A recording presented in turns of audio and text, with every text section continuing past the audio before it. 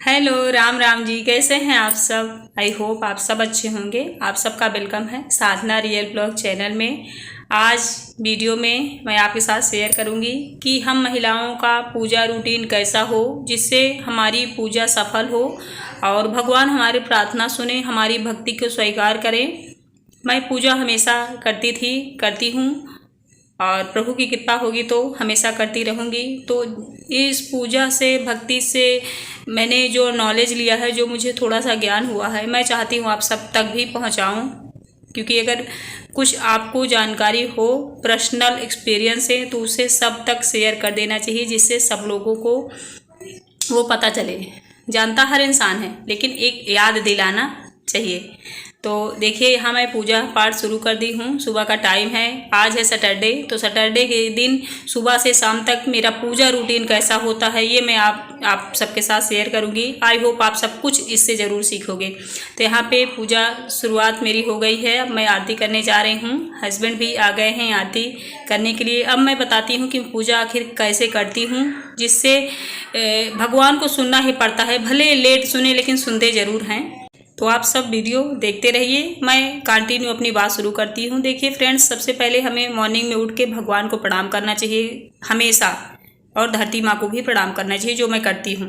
जैसा करती हूँ वैसा ही आप लोगों को बताऊँगी। उसके बाद फिर घर के नित्य काम करने चाहिए, नहाना धोना चाहिए। उसके बाद भगवान के पास ही आना चाहिए, पूजा पाठ करनी चाहिए। पूजा में शुरुआत से ही आप सब जानते हैं कैसे करना है, लेकिन मैं आप लोगों को ये बताऊँगी। ये भी प्रणाम कर रहे हैं, आरती मेरी हो गई है, पूजा हो गई है। हमें ये नहीं सोचना चाहिए कि कोई बहुत अच्छे मंत्र जानता है, कोई बहुत अच्छी पूजा जानता है, ऐसा नहीं सोचना चाहिए। हमारा एक ये मेन होना चाहिए कि हमारी भावना कैसी है। पूजा करिए, फूल चढ़ाइए, चंदन रोली जो भी करते हैं वो तो करते ही हैं, हम सभी करते हैं। लेकिन मन में जो एक भावना होनी चाहिए ना भगवान के प्रति, कि जब थोड़ा सा समय खराब चल रहा हो तब भी भगवान के लिए श्रद्धा बरकरार होनी चाहिए। ये कॉन्फिडेंस होना चाहिए कि प्रभु अगर आज हमारे साथ कुछ गलत हो रहा है, इसका मतलब है आगे भगवान ने हमारे लिए बहुत अच्छा सोच रखा है। ये एक जब आप पॉजिटिव थिंक रखोगे ना अपने पूजा करते हुए, तब आप समझोगे कि आगे की लाइफ ना आपकी बहुत ही आसान हो जाएगी। और सच में वो दिन आएगा कि जो बुरा समय आपका पीछे चला गया है उसमें कुछ अच्छाइयाँ थीं, तब भगवान ने बुरा समय भी आपके साथ लाया था, आपको सबक सिखाने के लिए, आपको समझाने के लिए कि आखिर ज़िंदगी है क्या। देखिए, आपसे बातें हो रही, इधर मैं करेला बना रही हूँ, करेला भरवा, क्योंकि ब्लॉग के साथ ये सब भी डाल दे रही हूँ, बात भी होती रहेगी, है ना। सारे मसाले मैंने डाल दिए हैं, करेले का छिलका भी इसी में डाल दूँगी। अच्छा लगता है मुझे, कभी कभार मैं ऐसे बना लेती हूँ जब ताज़ा करेला रहता है। अभी मैंने मंगवाया है आज ही, और आज ही मैं बनाने लगी हूँ। वैसे करेले का भरवा ज़्यादातर मैं नहीं बनाया करती थी, जो कि मेरे घर में सबको पसंद है। बच्चों को भी करेला भरवा पसंद है। काट के जो मैं बनाती हूँ ना वो वाला ये लोग ज़्यादा नहीं खाते हैं, लेकिन भरवा खाते हैं। तो आज के खाने में बन रहा है सैटरडे के दिन करेला, दाल चावल रोटी, यही बनेगी। देखिए करेला बन गया है और इनके लिए मैं करेला सान के तब निकाली हूँ। ये देखिए, तो ये खाना खाने जा रहे हैं, दोपहर का टाइम हो गया है। और इसके बाद फिर शाम का पूजा रूटीन जो आप लोगों ने सुबह देखा, फिर शाम का भी मैं दिखाऊंगी। तो ये देखिए, यहाँ इवनिंग का टाइम हो गया है। अब मैं सारे बर्तन लेके जाऊंगी, बर्तन धुलूँगी, झाड़ू पोछा, मतलब शाम का टाइम का जितना काम होता है वो करूँगी। तो पूजा में सबसे ज़्यादा श्रद्धा फ्रेंड्स रखनी चाहिए।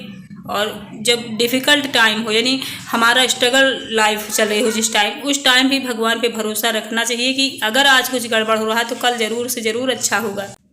क्योंकि जब हम भगवान को समर्पित कर देते हैं खुद को, अपने तकलीफ़ों को, अपने सुख को, तब वो हमें अच्छे से चलाते हैं। क्योंकि हम उन्हीं के बनाए हुए इंसान हैं। हमारा खुद का कोई थीम नहीं है कि हमें कैसे शरीर बनानी है, कैसे क्या करनी है, तो भगवान ने ही बनाया है ना। तो जो भी करिए भगवान को समर्पित करके करिए।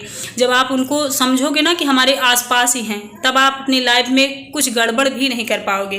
ये एक सबसे बड़ी अच्छी चीज़ होती है। जो लोग भक्ति के मार्ग में होते हैं उनको फील होता रहता है हर वक्त कि यार भगवान देख रहे हैं, भगवान सुन रहे हैं, भगवान कभी ना कभी तो हमें सजा देंगे। तो भगवान के जब भगवान को आप खुद को समर्पित कर देंगे ना, तब आपको भगवान चलाएंगे। फिर आपको खुद को चलाने की ज़रूरत नहीं पड़ेगी, ना आपको इतना ज़्यादा सोचना पड़ेगा। वो खुद आपको बताएंगे किस रास्ते तुम्हें चलना है, किस रास्ते तुम्हें जाना ही नहीं है। देखिए, अब पानी भर ले रही हूँ और सारा काम मेरा ख़त्म हो गया है।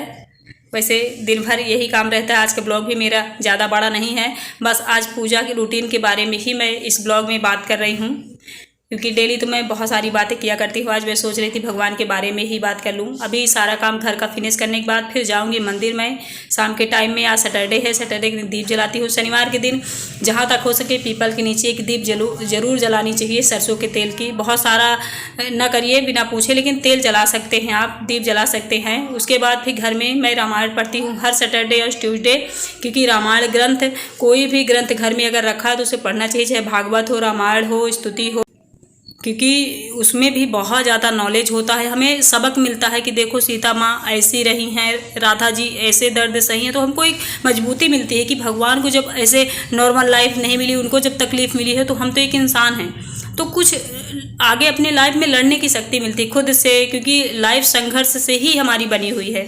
तो घर में अपने पूजा पाठ का एक रूटीन फिट होना चाहिए, डेली एक नियम होना चाहिए। जब नियम होगा ना तो भगवान को भी पता चलेगा कि ये दृढ़ से मेरा संकल्प करके मेरा पूजा पाठ कर रही है या कर रहा है, तब उनको मजबूर होना पड़ेगा आपकी प्रार्थना सुनने के लिए। आपकी याद आएगी उनको, क्योंकि आप उनके पास रोज़ जाते हो, उनका नाम रोज लेते हो, रोज़ उनसे अपने दर्द कष्ट बताते हो, तो उनको मजबूर होना पड़ेगा अपने भक्त के आगे। आप लोगों ने सुना होगा ना, देखिए शाम के टाइम में मैं भिंडी काट रही हूँ कि भगवान की भक्ति इतने दिलो जान से करो कि उनको आना ही पड़े, आपकी सुनना ही पड़े, और सुनते ही हैं। इतना 101% गारंटी रखो फ्रेंड्स कि अगर आप भगवान से जुड़े हो, उनके दास बन के रह रहे हो, अपनी कमियां, अपनी तकलीफ सब कुछ उन्हें बताते हो, तो बिल्कुल वो एक न एक दिन आपकी तकलीफ दूर करेंगे। हाँ, आप सोच रहे हो, अगर मैं सोच रही हूँ कि मेरे आज घाव लग गया है, भगवान तुरंत आप इसे सुखा दीजिए, नहीं सुखाएंगे, क्योंकि उसके लिए टाइम होगा, हमारे कुछ कर्म होंगे जो हमें भोगने पड़ रहे हैं, भोगने पड़ेंगे, उसके बाद वो टाइम आएगा अच्छा वाला। अगर हम अच्छे कर्म करेंगे तो डायरेक्टली हम अगर बुखार की दवा खा लेंगे तो 10 मिनट के लिए उतर जाएगा, फिर आ जाएगा बुखार, लेकिन जड़ से अगर बुखार को हटाना है तो उसमें टाइम लगेगा। तो भगवान की भक्ति करने में भी आप साल 6 महीने पूजा करिए, भक्ति करिए, मन लगा के करिए। उसके बाद भगवान पर भरोसा रखिए कि अगर आपने कुछ अच्छा किया है तो उसका फल ज़रूर मिलेगा, अगर बुरे का फल मिला है तो अच्छे का भी मिलेगा, ये होता है ना।